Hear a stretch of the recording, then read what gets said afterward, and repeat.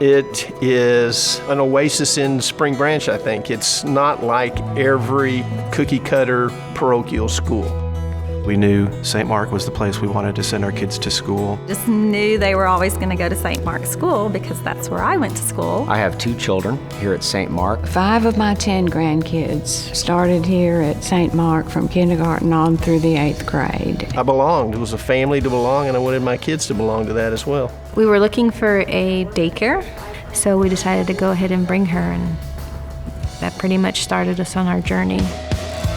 Kids here get a top-notch education at all levels. I find that my children are challenged. They're challenged, but they're also felt that they can make those mistakes and learn. I don't think they could have gotten into the colleges of their choice the way they did had they not had such a good education. The school and the church work very well together. They are one. They both support each other. Particularly at the middle school level, that's where kids are really reachable. They're getting the foundation brick by brick. But always the church has supported the school, and the school has always been identified with the church. We find countless examples of families that were looking for a place to educate their children. Maybe it was just daycare, but after a couple of years they go, you know what, we're going to stay here for kindergarten, we're going to stay here for 1st grade, we're going to stay here through 8th grade, and oh, by the way, we're going to worship here because this is a community that we want to be a part of. That sense of community and the level of education that our children are receiving here at St. Mark is the sole reason that we are starting the new member class in 2 weeks. We've had several families, I'm one of them, who became members after being here a while and just seeing that genuine welcomeness. A lot of organizations, the church and the school, are completely separate, or they're in fact at odds with one another. That's never been the case here at St. Mark, and my prayer is that it never will be. The heritage of our church and school working together have brought us to where we are today. Now we join together to keep the promise by bringing our church and school up to date. This facility was built, just about 60 years ago. We still have school in the same building that I went to school in. Its age shows a little bit around the edges. One reason Lutheran schools close is because the areas around them grow up and develop, and the schools stay the way they were. The school is ready to grow. If you made the commitment to have a school, then you're also making a commitment to invest in it, to update it, to support it. When we showed even the new families, it's kind of like, okay, here's our middle school, the portables. It doesn't make me happy. It doesn't fulfill me when I know we could do better. The portables are certainly an eyesore to a new family coming in here looking for a middle school education for their children. We were supposed to have them for like 8 years, and it's been like 18. They've done their job. They need to retire.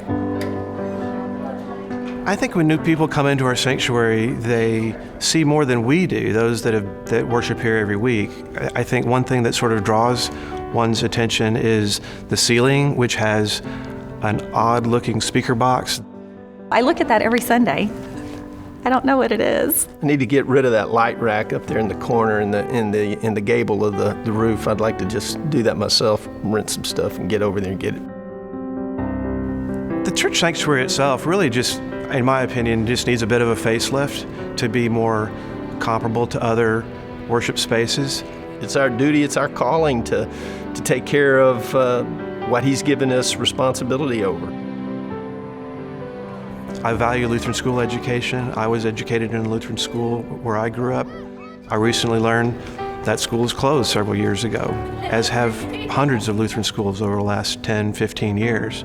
There's less than 1,000 Lutheran schools left in the U.S. That's part of what this project is all about, is ensuring that that doesn't happen to St. Mark. God has kept His promise to us. Now we keep our promise to St. Mark for decades to come. How exactly do we plan to do that? It seems like a lot of money that we're looking to raise here, and my guess is this is the largest capital campaign St. Mark has had in its 60-plus year history. We chose Keep the Promise as a theme of this campaign because we felt that the founders of this congregation were clear in their objectives and their goals, that they wanted St. Mark to be a church and a school. We're looking to raise $4 to $6 million over the next 3 years to fund the initial part of the construction. We have a number of banks that are more than willing to lend us the rest. School buildings today are highly regulated into how they're constructed, and to be honest, a 40,000 square foot school building is going to cost upwards of $10 million. This phase of construction is really going to benefit the church and the school. The plan is to build a new school building over where the preschool pre-K playground is. The new building will be 2 stories, 40-some thousand square feet, 22 classrooms. And then to get rid of the portables. The third element of this campaign is to repurpose the music room that's on the 2nd floor to be devoted to high school youth. In addition to that, we'll have updated the sanctuary, so it'll be probably new carpet, new ceiling, new seating, new lighting in here. Right now, when people drive down Peck Road, they don't see much of our campus. Once this phase 1 of construction is completed, it will obviously be a school and a church. People that have driven by here 100 times will notice it for the first time.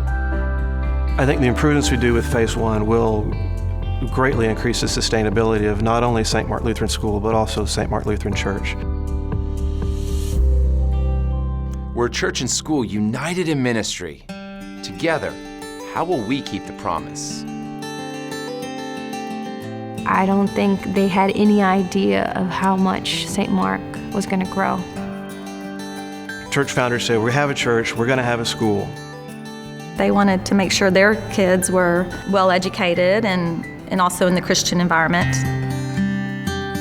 It was a flourishing, brand new school district when I first started. People were moving from all over Texas to get their kids into a Spring Branch Independent School. But my parents chose to send me here to get a Christian education. I think the vision was just exactly what we are today. We're a growing church, a growing school. I love the environment. I love what it does for my children. God lives here, and we want to share that with you. You feel God in this house. The success of this campaign will certainly be seen as preserving the legacy that the founding members of the congregation set. When I hear keep the promise, for me it is past generations of the church extending an educational opportunity to my family. I don't think people feel at all like they're being asked too much. I, in turn, intend to pass that promise along to future families that come here to St. Mark. And it doesn't happen by just you sitting in the pew and saying, I'm a member of St. Mark. You have to give your time, talent, and treasure. This is our church home, and we need to support every aspect of it. This campaign really isn't about the kids that are in the school currently. It's about their kids and their grandkids and the thousands of other kids that are going to be living in this community over the next 50, 60 years.